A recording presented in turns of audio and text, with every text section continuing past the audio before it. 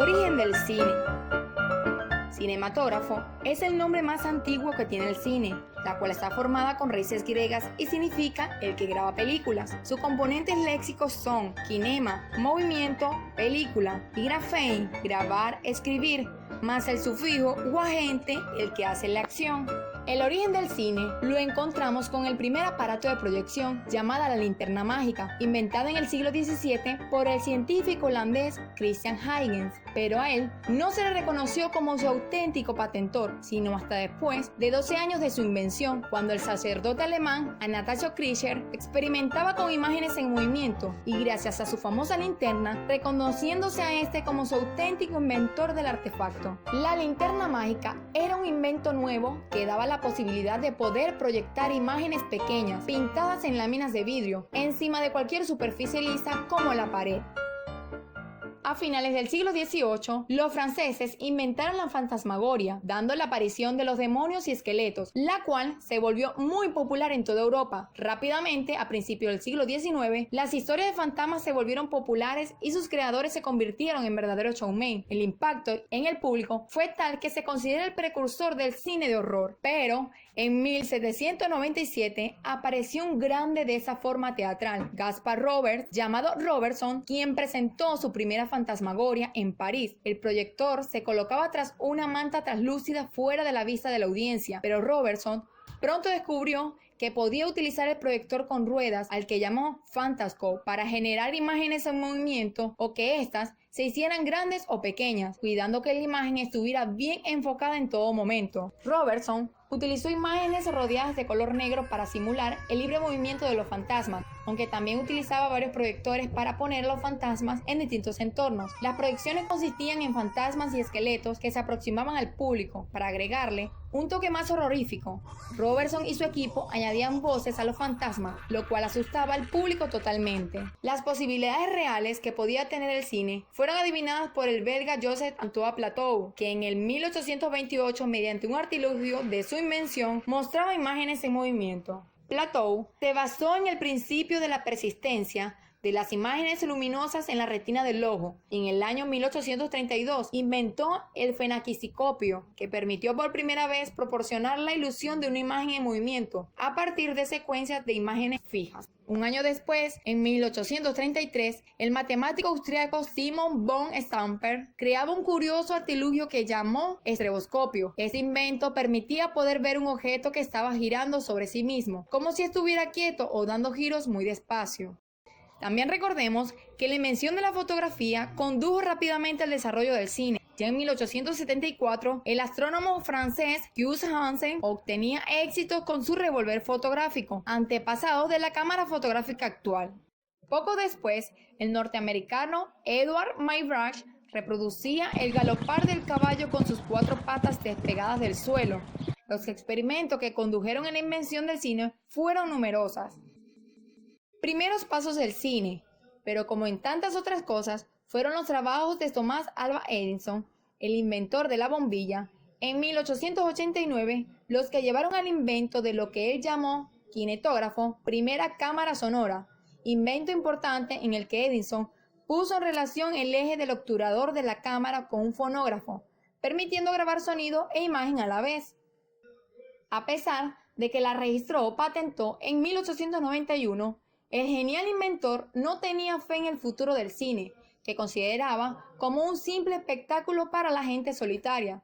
Más tarde, en 1902, Léon Gaumont presentó por primera vez sus fotoescenas, pero al no contar con amplificación eléctrica, el volumen era demasiado débil. En 1910, en colaboración con Decaux y Ludot, Gaumont perfeccionó su cronófono de manera que el sonido del disco era amplificado mecánicamente. En 1912, el Palacio Gaumont presentó su Film Parlance, cine parlante, gracias al éxito obtenido con su cronófono. De esa manera, se empezó a ver las posibilidades del cine sonoro.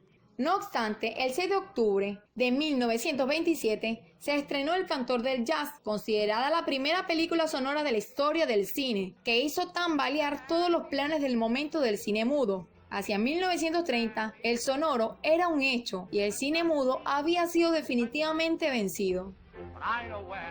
Retornando, el kinetoscopio era una máquina de poco más de 1 metro de altura y medio metro de ancho, en cuyo interior discurría una película en movimiento continuo entre un lente y un foco o fuente de luz. No había proyección en pantalla y era preciso aplicar el ojo a una ranura.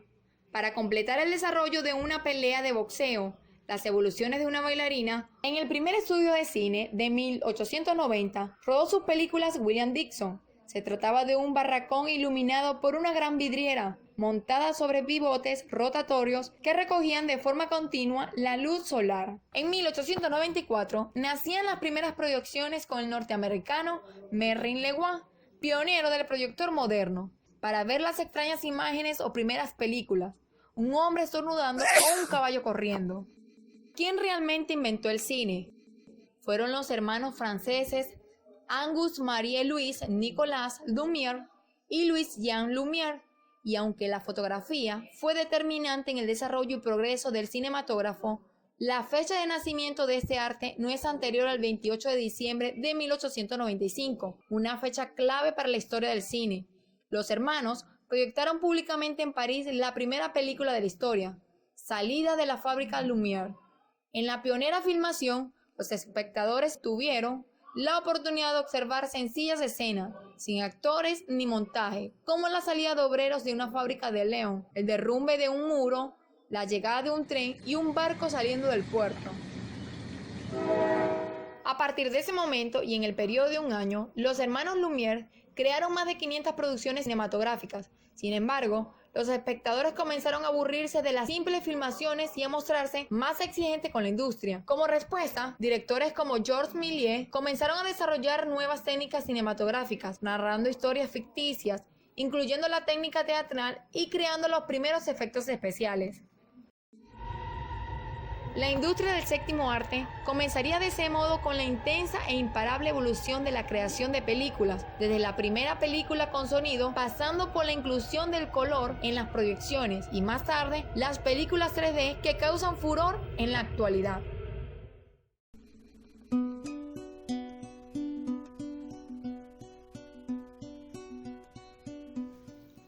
Al poco tiempo de realizadas las producciones de los hermanos Lumière y Georges Méliès, se gesta en Venezuela las dos primeras películas venezolanas, un célebre especialista sacando muelas en el Gran Hotel Europa y Muchachas bañándose en la laguna de Maracaibo, ambas dirigidas por Manuel Trujillo Durán, proyectadas el 28 de enero de 1897 en el Teatro Baral de Maracaibo. En la década de 1900 comienzan a aparecer en Venezuela pequeños reportajes cinematográficos, hasta la regularización de los noticieros en los años 30, y el 3 de julio de 1930 fue nuevamente Maracaibo la ciudad de honor donde se proyectaron con un equipo Western Electric las primeras producciones sonoras en doble versión español e inglés. A finales de los años 30, más específico en 1938, se elabora la primera película sonora de largometraje rodada en Venezuela, El rompimiento de A.M. Delgado Gómez, y en el año 1943, por iniciativa de Luis Guillermo Villegas Blanco, se constituye formalmente la empresa Bolívar Films, una de las productoras más importantes del país y que contribuyó a la creación de otras empresas como Cinesa en 1958 y Cines Interior en 1969. Durante la década de los 60, se inaugura la Cinemateca Nacional como dependencia del Instituto Nacional de Cultura y Bellas Artes,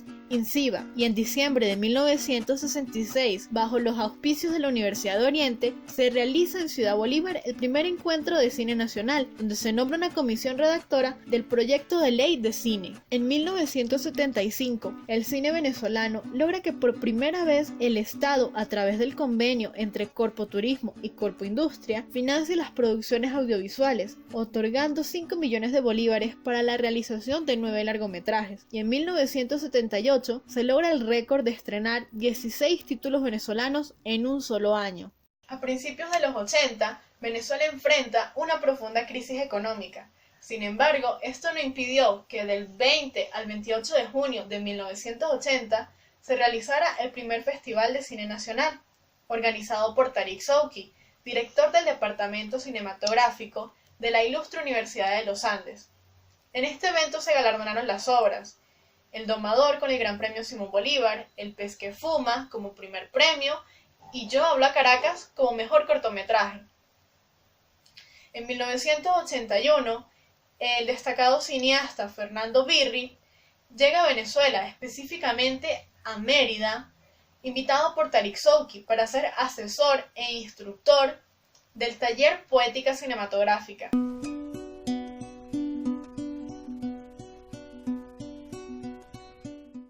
Leonardo Enríquez es un destacado guionista, editor y director de cine, reconocido a nivel nacional e internacional. Estudió publicidad en Nueva York y su pasión por la imagen lo llevó a estudiar cine en París.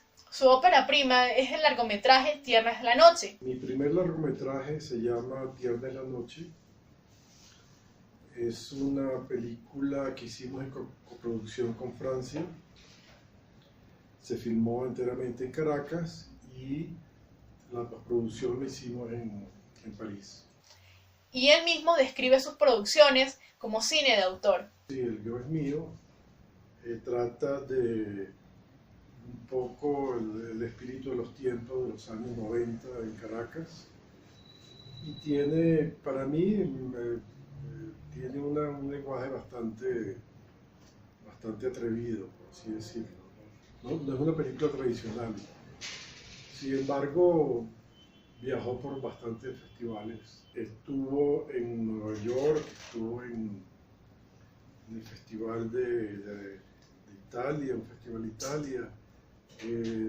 Luego fuimos a un festival extrañísimo que se llamaba el Festival de Jeonju en Corea, en una muestra que se llamaba Las 10 películas más raras del mundo. El atractivo de las películas de Leonardo radica en el espacio y el tiempo cinematográfico, es decir, en cómo se desenvuelven dichos elementos, por ejemplo, en la coreografía de la cámara, en el espacio y el movimiento de los actores, en el tiempo de la acción y de los diálogos. La relación entre la estética y el estilo de las películas de Leonardo depende de la historia que él nos quiera contar. Uno de sus aspectos como director es que él prefiere el cómo se narra antes que la narración misma, y esto es uno de sus principales consejos como guionista. Digamos que es una forma narrativa no tradicional y, como te conté antes, con bastante riesgo artístico. No solamente era el guión, sino la forma como realizábamos esas películas, en cuanto a la fotografía, la estética y sobre todo con la ayuda de Diego Rísquez en la dirección de arte, que lograba, digamos, una imagen más preciosa, ¿no? Sino en la forma narrativa. Eso incluye diálogos, por supuesto movimientos de cámara un poco más osados que los tradicionales. También te diría que trabajábamos el tiempo y el espacio cinematográfico, unos tiempos un poco más lentos que los tradicionales, pero que tenían bastante, a mi entender, bastante expresivos. Yo hice 4 largometrajes, entre ellos están Tierra es la noche, que fue la ópera prima, luego Tokio, Paraguay, Poa, Sangrador y El infierno perfecto. Con Tokio, Paraguay, Poa nos fue mejor en taquilla, digamos, comercialmente, y es la película que menos me gusta, por supuesto. La película que yo prefiero fue Sangrador, donde tuve oportunidad de tener más recursos dramatúrgicos y actores profesionales. Fue filmada en Mérida, en blanco y negro, y con esa película logramos asistir al Festival de Venecia, que es, después de Cannes, quizás el festival más importante. Igual estuvimos en Tokio, Mar del Plata y varios festivales importantes. De manera que es quizás la que yo prefiero de mi cinematografía. Gracias a importantes directores como Leonardo Enríquez, el cine venezolano es altamente reconocido a nivel internacional. La historia ha marcado la manera en la que plasmamos los guiones, enmarcamos los escenarios y expresamos las ideas y costumbres. Entre 1994 y 1998, en Venezuela se realizaron 230 producciones y este ritmo de producción se incrementó en los 2 años siguientes en un 150%. En el año 2000, la cinta Manuela Sáenz, del realizador Diego Rísquez, logra el éxito de ser la película venezolana más vista en el año, así que era de esperarse que en el 2005 se le otorgara el premio a la mejor película en el primer Festival de Cine Venezolano. ¿Por qué, si la producción de Manuela Sáenz fue estrenada en el año 2000, no fue sino hasta el 2005 que se le reconoció con el premio a la mejor película nacional? El cine venezolano tuvo una pausa de casi 20 años hasta volver a tener un festival de cine propio. No fue sino hasta 2005 que la Fundación para el Desarrollo de las Artes y la Cultura, Fundear, rescató la importancia de los festivales de cine nacionales. Karina Gómez, presidenta de Fundear, la creó como un ente sin ánimo de lucro y no gubernamental, con el objetivo de impulsar el cine y la formación de las artes audiovisuales, técnicas y literarias. Hasta la fecha, Karina Gómez, presidenta de Fundear y directora del Festival de Cine Venezolano, ha realizado 15 ediciones anualmente y sin interrupciones. El festival nace, son muchas circunstancias. Para el 2005, nosotros estamos viviendo en Mérida y resulta que no se hacía un festival de cine desde hace más de 15 años, primero. Segundo, había una producción constante. Yo venía a trabajar con la Asociación Nacional de Autores Cinematográficos desde hacía varios años en Caracas. De hecho, organizamos, siendo Marilda Vera la presidenta de la ANAC, organizamos por lo menos 3 o 4 eventos que se llamaba El Cine Premia al Cine. Venía hace muchísimos años trabajando en gerencia cultural. Hasta la fecha, Karina Gómez, presidenta de Fundear y directora del Festival de Cine Venezolano, ha realizado 15 ediciones anualmente y sin interrupciones.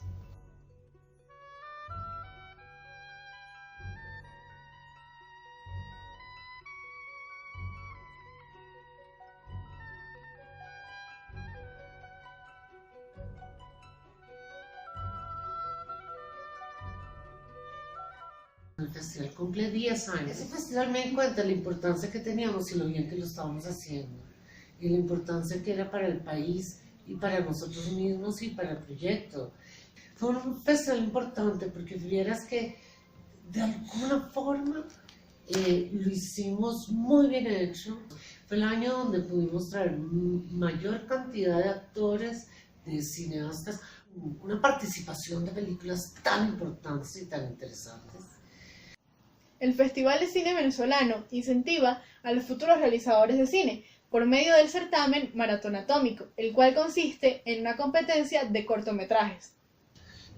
Es muy importante tener competitividad, o sea, las competencias siempre son sanas, independiente que la gente tiene que reconocer si gana o pierde.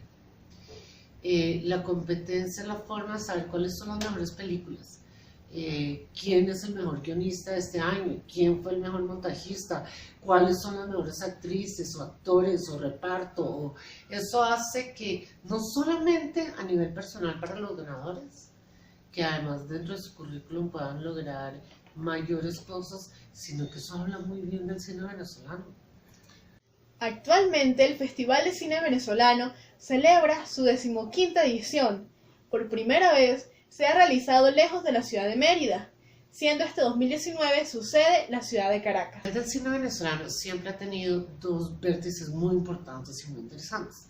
Tanto es como homenajear a los consagrados, pero hacer que los chiquitos entren dentro del medio. Desde el principio no solamente hicimos formación, sino que además hicimos Maratón Cineatum. Una de las cosas que a mí más me enorgullece sobre la faz de la tierra es la existencia de Maratón Cineatum.